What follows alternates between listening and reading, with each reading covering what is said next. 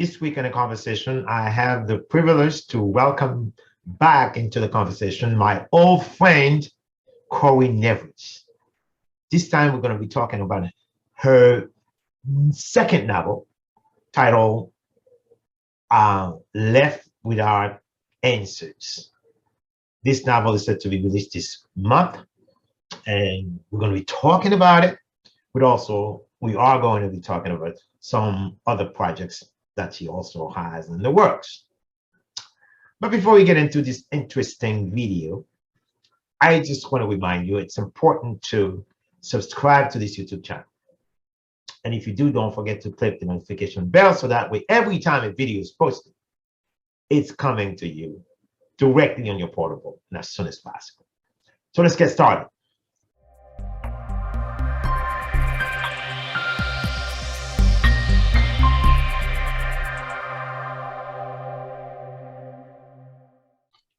Again, my name is Ardain Isma, and I'm here this evening with an old friend, an impeccable writer. I'm here with Cori Nevruz. If you remember, we had her almost a year ago when she talked about a very interesting book titled Dirty Laundry. I remember that. We had a nice conversation. But Cori, I'm so happy to have you again. Thank you, Dr. Isma, for having me back. Okay. So I know since then you've been working on a lot of things, and the most interesting thing is you have a novel set to be released this month. Yes, please, I actually didn't even realize it was this month. It is this month. Can you please, Cori, give the audience a little sneak preview? I would love to. So the book is called Left Without Answers, and like my other books, it's a mix between a psychological thriller and suspense novel. The book starts with the tragic suicide of a high school student, Hank Black. Clearly and expectedly, his mom is distraught, but she's also blindsided, just doesn't have any idea why, where his best friend, Arnold, has an idea. Mm-hmm.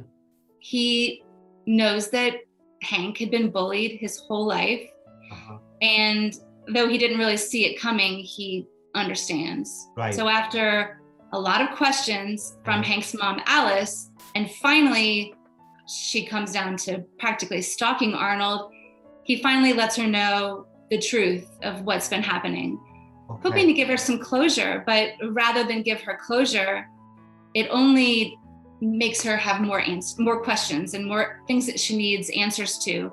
Okay. So then she starts finding these sticky notes from beyond the grave, from what can only be her dead son. Mm-hmm. And it just drives her need of revenge even more. And she's willing to risk everything, her life, anybody else's life, to find the answers that she needs, even if it puts another child at risk. And ultimately to avenge the death of the original child. Yeah, to avenge it and to get answers. She wants the answers, and she's constantly driven more and more by these notes she's finding from her son. Wow. You always find these gut-wrenching stories. You know. Oh. How did you come up with such a wonderful title and wonderful story? Actually, I really had another title in mind, but it wouldn't work. And so this is the title that we came up with after the fact, because the whole book is Alice searching for answers. She wants to know, why did he take his life to begin with? Why was he tortured? Why was this person picking on her kid?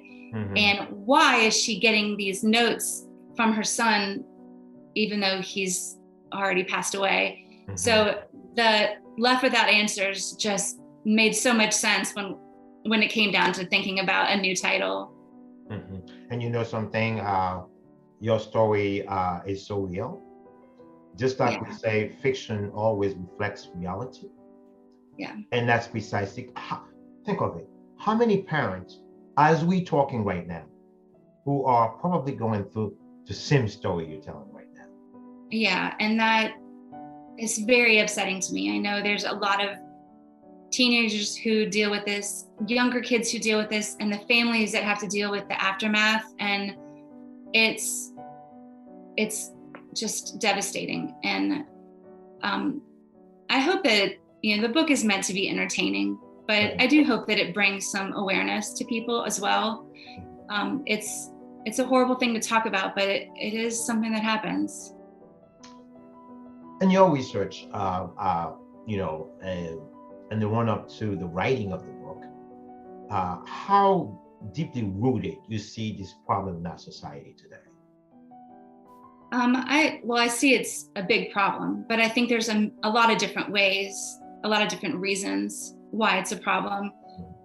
I think that in general, kids don't feel like they can be themselves. Correct. And whether it's because they have pressure from their family or from society, I worry that children don't feel like they can just be who they are. And I think that's a shame, because why do we all want to be the same? It's great to be different. And I wish more children and adults too could embrace that. Like, our differences are what makes us unique. And exactly.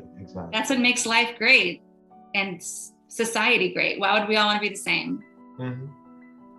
You just said it right. I would say our differences, the diversity that exists among us, it's what ultimately creates such a beauty as a human race. Yes, I completely agree. Now, Cori, let me ask you something real quick now. How long did it really take you to conceive this one? Because the last time, you were still promoting the first book, so Dirty Laundry. So how long did it take you? This book wasn't quite as fast as Dirty Laundry, Really? But I spent a little bit more time on it, just because it's such a sensitive topic. But I still felt like I was writing it by the beginning of last summer. Okay. And knew the publishing date by early January. So it was still relatively quick. The book that I'm working on now, I've been working on for quite a while. So this one is the other books have gone much quicker than the one I'm working on right now. But sometimes it comes out, you know how it is. Sometimes it flows, and sometimes you hit a wall. Well, it happens, and sometimes the beginning, seems to be just like you diving into a blue turquoise type of ocean. And then all of a sudden you hit something. Oh, the current seems to be stiffening, And what happens when you do that? When a writer seems to be hitting a wall, so what's the strategy? Can you teach the audience for a second? Oh, I wish I could teach everybody what to do, but I know that the one thing that's helped me is the writing community has been a huge support. Knowing there's somebody else who's going through what you're going through or has been through what you're going through is helpful, that you're not the first person to be stuck where you are in my book. You're not the first person to receive a rejection letter. You're not the first person to, your book doesn't go the direction you want it to, and that's okay. And the more people that you talk to, and the more people you realize have been through it, I think the easier it gets. But I also find that writing other things is helpful to me too. So, like, for instance, I wrote a blog last week that was completely unrelated to really my books. And I just think that writing something sometimes shakes loose what you're looking for. Correct. So that just writing something totally different, even like a totally different genre, a short story, a letter to your grandma. I mean, just anything I think is helpful, but I certainly don't. I wish I had the answer. I don't, but that's what helps me. No, I mean, it just like, it channels, it reinforces, the power to continue writing, It boosts self-confidence, it creates some sort of a positive atmosphere for you to go back into your main writing, which is writing the book. Right. Absolutely. And Cori, I remember also in Dirty Laundry, there's a story of the boy who was lost inside of, I think it was a Walmart or something. Sears. It was Sears. It says, and you told me it was a true story because of your child. Yes. My middle son, Ivan. It's a true story that I used in a book. It's just that how everyday thing, can ultimately find their ways into beautiful writing, novelistic prose and create circumstances where other readers can learn from, So I like that. I agree. I think that's fun. I don't, obviously, with all the murder and suicide and serial killers in my books, that's not all based in reality, but I do like to throw in pieces of me and stories from my life because I like to throw in a little humor with the devastation. Of course. I know also there's something very important, Cori, I want to talk about because you and I belong to a flourishing, thriving writing community. Yes. Or I have to say that this is my point of comfort. When I see so many individuals, just like me, who love the words, the writing, and who know how to craft a story and then share it with us.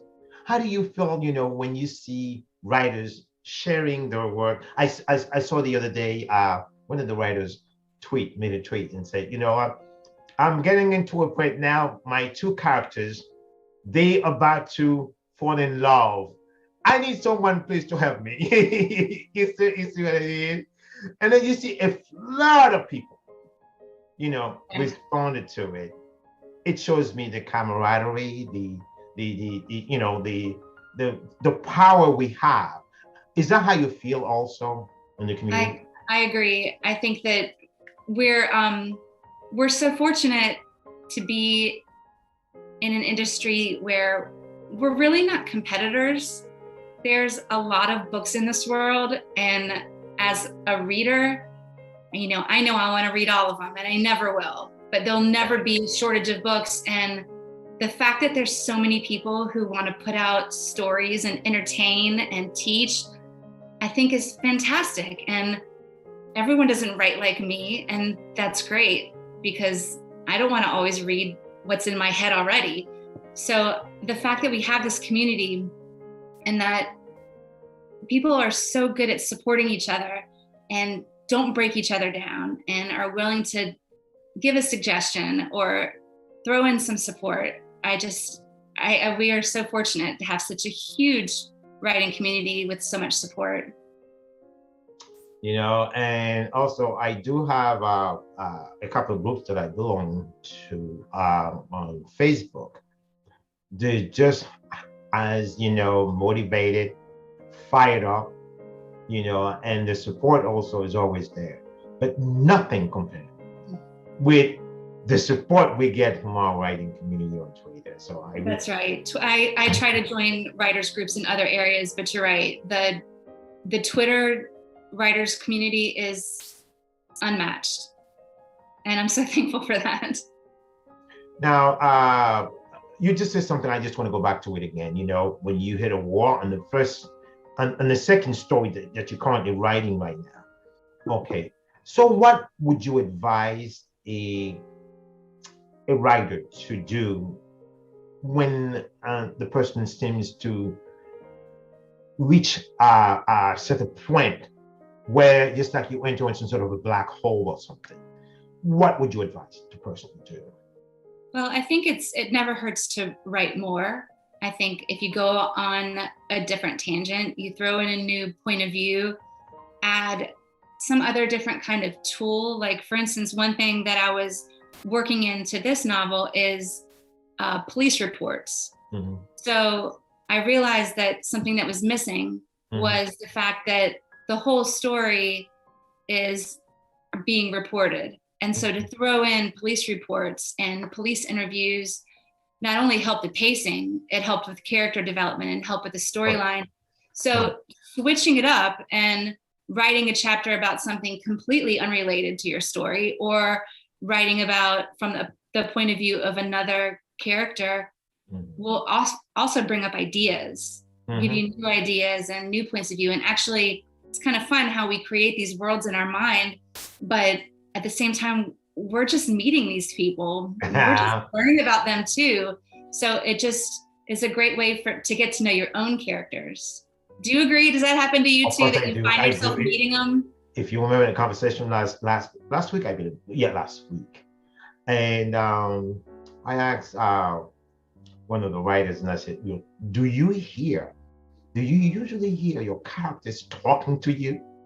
She said, of course. But if I were to go to a special conference or something, or maybe somewhere out there, and telling people how my characters are talking to me, they would probably try to have me some sort of a psychiatric evaluation.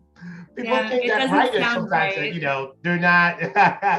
Of course, you don't know, but you have to hear it, you have to feel it, you have to process it in your mind for you to sit down and write it. I agree. I think it's so fun when it just starts forming on the page. Like, I like to plan what I'm going to do. I like to outline everything. But as I'm writing, new things come out that I wasn't expecting. And my characters surprise me. And I love that. It does sound a little crazy, but yes, when they talk to you, it's so fun to see the story develop in front of your eyes. And you know what? They say this is one of the main reasons why writers also sometimes wrestle with movie producers or film production. Let's say your book has been picked up by a production company, and then you have to undergo the process of putting it into a screenplay. Right. And a lot of things from the book, they might want to remove. And these are the things that are very dear to you. You see what I mean? There's always a point of contention right there because of the fact that we know our characters. We know because it's in our mind. And it would be really cool choosing to play that role. Yeah, and you know what? And the person usually they choose to play that role may not be someone or how you anticipated it to be. Right, that's a good point. Because it's your baby. It's your work, and if you think someone's taking it and misinterpreting it, that's hard. Yeah. Always. But if they do it right, it would be really awesome. Do you plan on probably market this book at least, or somehow have it being I would say, let's say that try to market the book within the movie industry, because this story is so compelling. It might very well be, who knows, you never know, turn into a feature film, for example. I think that would be amazing. I think that Dirty Laundry and Left Without Answers would both be great to go to the big screen. I think my other book, Making a Killing, would be a good Netflix series. But it's funny how you see things, you actually see it differently. Like, I see how it plays out in my head. But yeah, with the current news and the current way that we have teenage suicides in society, I think it would be make a good movie that would also be, take the sadness part out of it. It would still also be very entertaining. But yeah, I would love to see that. I don't even know how to start with that. So let me know if you have hookups. You just don't know, but you never know. But you know what? We have good friends in the community. They are also screenwriters. That's right. Constance, for example, is an impeccable screenwriter. And one of his stories was picked up by a production company out of LA. If you've heard of it's a romantic comedy, The Last Conceptions. And there was That was, yeah, his work. Well, I just saw that he just got that picked up, and that's awesome.